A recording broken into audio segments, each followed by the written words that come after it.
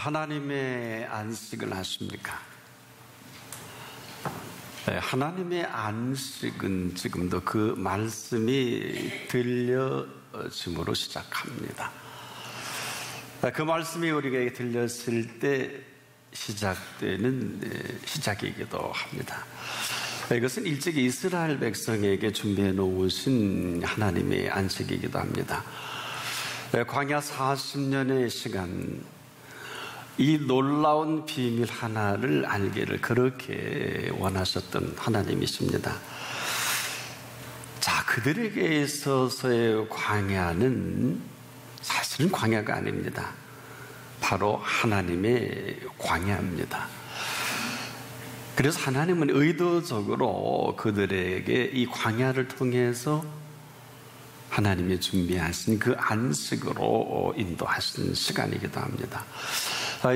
이를 위해서 모세를 또 준비시키셨죠.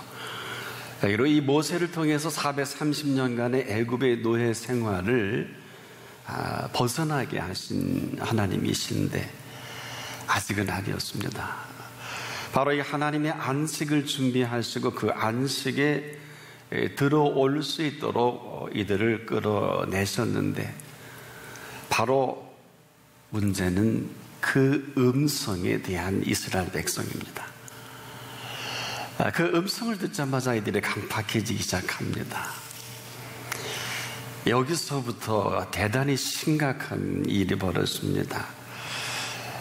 하나님이 준비한 안식은 더는 그들에게 안식이 아니라 더 강팍하게 만들어간 그 음성이었습니다.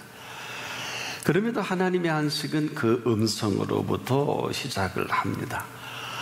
오늘 우리에게 가장 심각함이 있다면 바로 이 부분인데, 아무리 강조도 지나치지 않죠. 이 우리를 위해 준비하신 오늘도 이 하나님의 안식이 있습니다.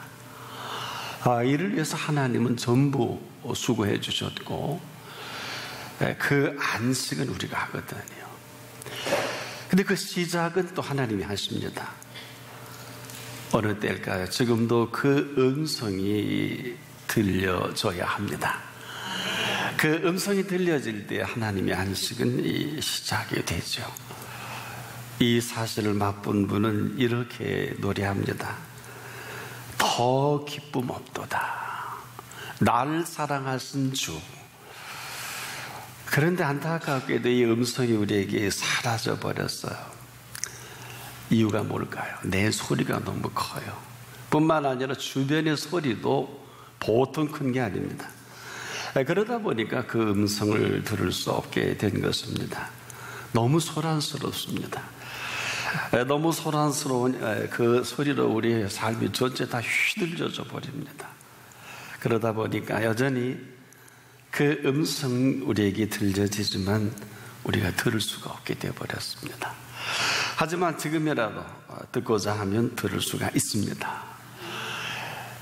이 사실이요, 그렇지 못한 사람과 이 그 음성을 듣는 사람이 지금도 확연하게 나뉘어져 있는 뿐입니다.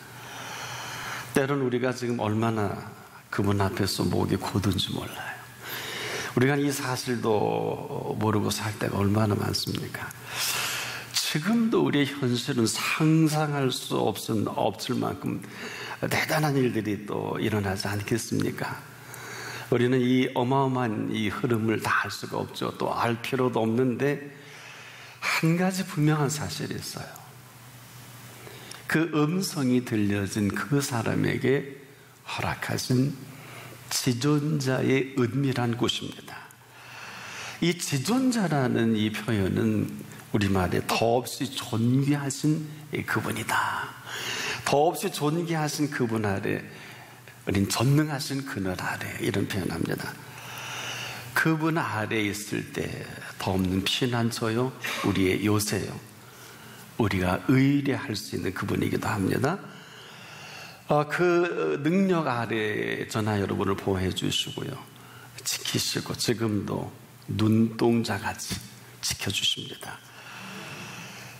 그래서 백주에 황폐케 되는 일이 어떤 것인지 우리는 알지 못하잖아요. 뿐만 아닙니다. 밤에 찾아오는 공포가 어떤지 우리는 아무도 몰라요. 낮에 날아드는 화살도 알 턱이 없습니다. 놀라운 사실은 어두울 때 전염병이 퍼진다고 성경은 기록하거든요. 어두울 때 퍼지는 전염병과 밝을 때 닥쳐오는 재앙을 우린 도무지 알 수가 없어요. 1000명이 내 왼편에서 10,000명이 내 오른편에서 엎드러진다. 하지만 우리와 관계할 것이 없다고 하셨습니다. 이런 하나님의 그늘이 있고요, 이런 지존자의 능력이 아직도 우리 앞에 놓여 있어요. 왜 화가 미치지 못할까요? 재앙이 내게 가까이 하지 못하리로다.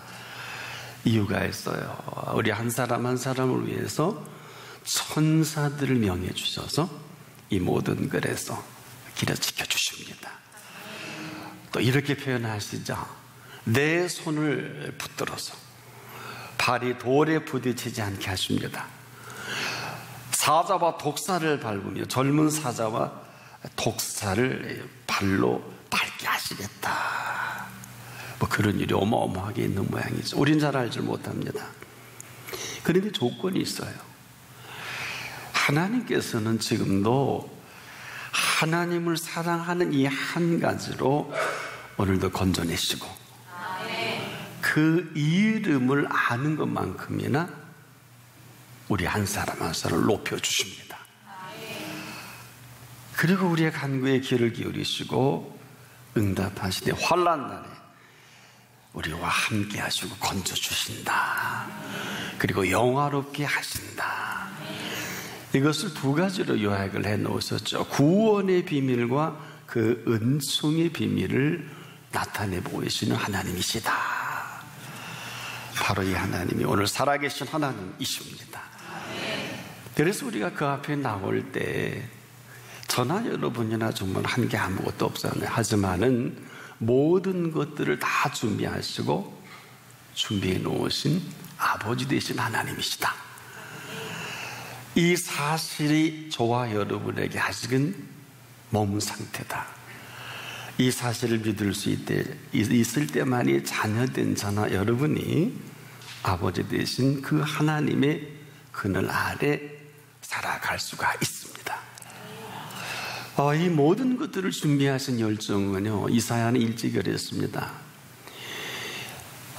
주무시지도 않고 졸지도 않으시면서 그로 쉬지 못하게 하시는 하나님 앞에 우리가 지금도 끊임없이 구하고 찾고 두들겨라. 하나님의 성실하심 앞에 놓여 있습니다.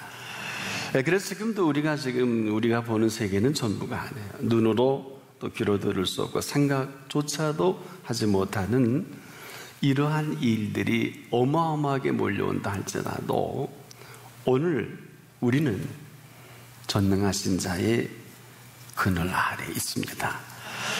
자, 감히 이런 은혜 가운데 설 수 없는 저와 여러분에게 친히 이루어 놓으신 세계로 부르신 이 부름이 바로 하나님의 안식이십니다. 자, 우리에게 죄 사함을 왜 하셨을까요? 우리에게 죄로부터 자유함을 왜 주셨을까요? 뿐만 아니라 영원한 생명의 부활의 생명을 선물로 주셨단 말입니다. 그러면 이 부활의 생명으로 살아갈 시간만 저와 여러분에게 남아있어요. 이 생명을 주신 그 앞에서 이 생명의 신비는 부활의 생명의 신비로서 우리에게 이렇게 말씀하신 일이 있어요.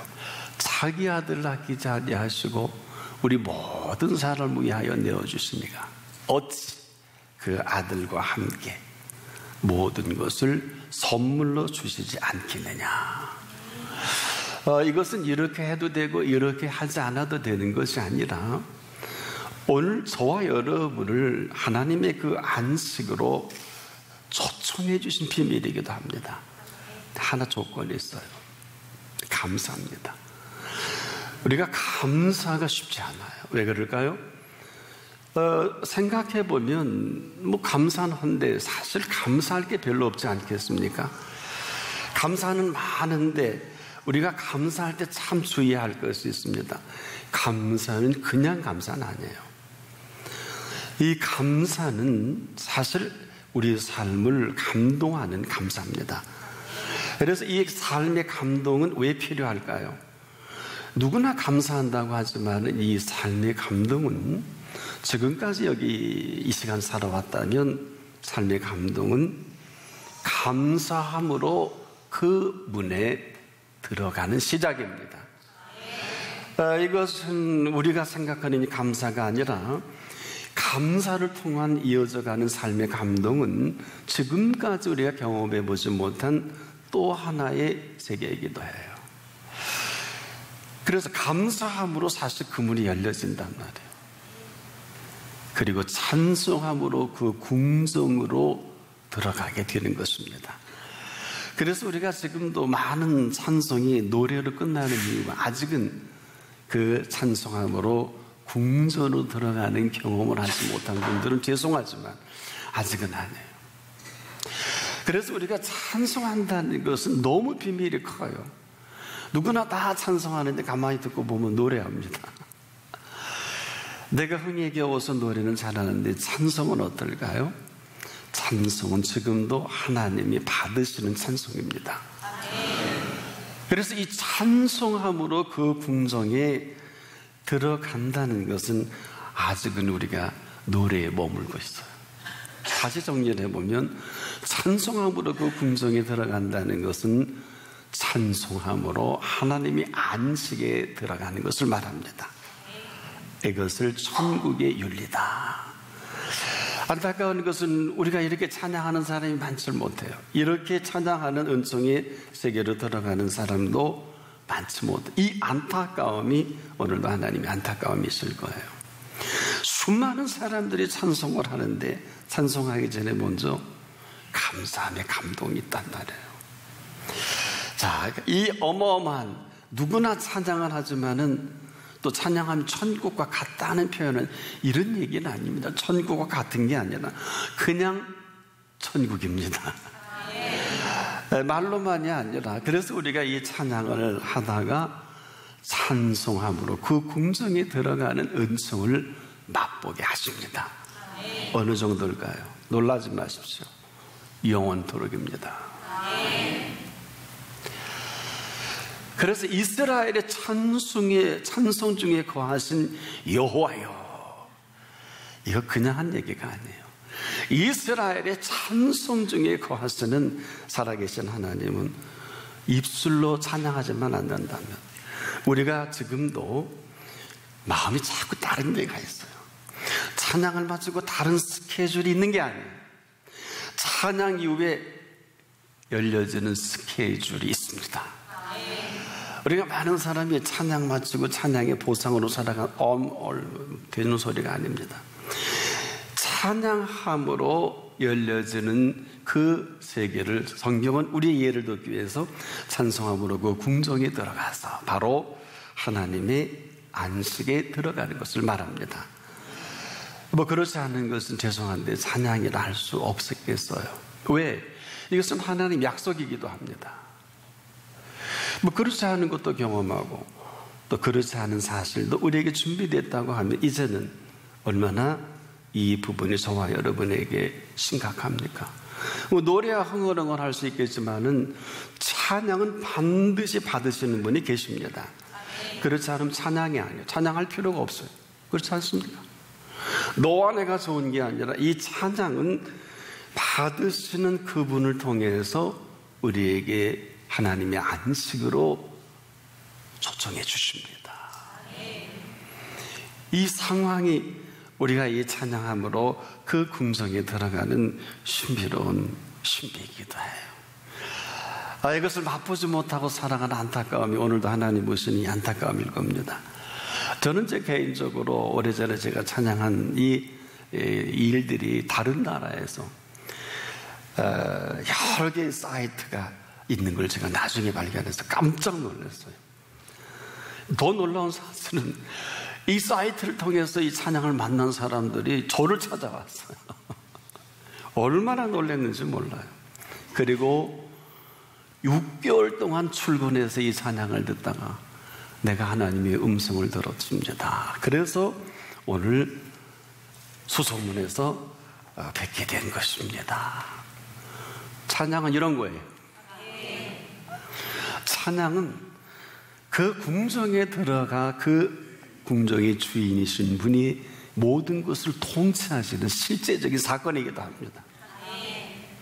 이것은 어떤 그 논리적으로나 이론적으로 정립할 성질의 것이 아니라 이제라도 여러분이 정말 감사한다면 감사함으로 끝나지만 않는다면 감사함으로 그 문이 열려지고 찬송함으로 하나님의 안식으로 냉큼 들어가는 것입니다.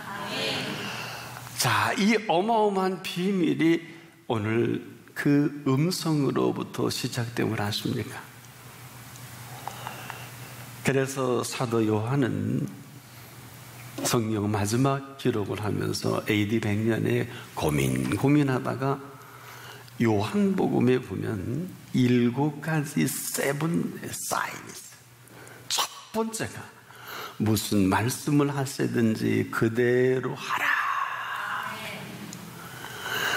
이 가나의 혼인잔치 사건은 마태도 없고 마가도 없고 누가도 없어요. 처음 탁월한 사도 요한의 시각이 아닐 수 없어요. 이 사건을 베세다 광야 사건을 통해서 광야로 끌고 갑니다. 40년의 모세를 기억하게 합니다. 모세를 통해서 먹였던 만나가 아니겠느냐, 이 생명의 떡이 아니겠느냐, 얼마나 심오한지 몰라요. 무슨 얘기일까요? 지금도 하나님의 안식은 그 음성으로부터 시작합니다. 무슨 말씀을 하시든지 그대로 하라. 어마어마한 그 역사가 7가지 표적을 통해서 요한복음을 확 채워가는 놀라운 비밀을 발견하게 되지 않습니까? 오늘 한 분 한 분이 하나님의 안식으로 돌아오시길 바랍니다. 조건이 있어요. 그 음성이 들려주십시오. 바로 그 말씀이 들려진 그 시작부터 하나님은 하나님다워질 수가 있어요. 이렇게 소개해 볼까요? 바로 그 말씀이 들려질 때 살았고 운동력이 있어서 좌우에 날선 어떤 것보다 예리하여 지금도 우리의 혼과 영과 및 관절과 골술질로 쪼갭니다. 여기서 멈추지 않고 우리의 마음의 생각과 뜻을 감찰하십니다. 이 실체를 히브리서 기자는 이렇게 표현한 일이 있어요. 지으신 것이 하나라도 그 앞에 나타나지 않음이 없고 오직 만물이 우리를 상관하시는 자의 눈앞에 벌거벗은 것까지 드러나느니라. 무슨 얘기일까요? 그 들려지는 음성이 그렇다는 거예요. 지금도 하나님은 말씀하신 하나님이십니다. 그래서 하나님께서는 지금도 그 피로 제사 물었고 그 피값으로 살기를 원하는 그 한 사람 한 사람 위에 하나님이 안식을 준비하신 하나님이십니다. 오늘 들어오시기를 축복합니다. 바로 그 시작은 그 음성입니다.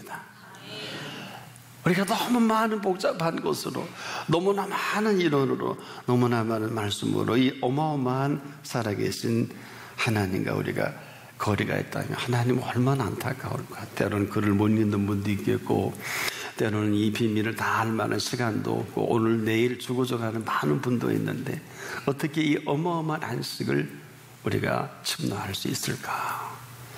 그래서 이 본문에는 그런즉 안식할 때가 하나님의 백성에게 남아있도다. 이미 그 안식에 들어간 자는 하나님이 자기 일을 쉬심과 같이 자기 일을 쉬느니라. 그러므로 우리가 저 안식에 들어가기를 힘쓸지니 이는 누구든지 저 순종치 아니하는 본에 빠지지 않게 하려 함이라. 이 음성이 들려지는데 마음이 강팍해지는 사람이 있어요. 그 대표적인 게스바의 게스가 스데반의 가장 위대한 메시지를 듣고 은혜 받는 사람이 있는가 하면 돌로 쳐 죽이겠다고 이걸 주모한 사람이 사울이라는 청년이죠. 그리고 사도행전 8장 1절에 보면 잘했다고, 내가 할 일을 했다고, 그리고 이 극악이 예루살렘 교회를 초토화시킵니다. 이걸 성경은 잔멸이라는 단어를 써요. 헬라어를 찾아보면 멧돼지가 포도원을 짓밟고 지나간다는 뜻을 그 저자인 누가는 그 단어를 사용했어요. 그러니까 예루살렘 교회가 초토화가 된다 봐요. 주모자는 사울이라는 청년이에요.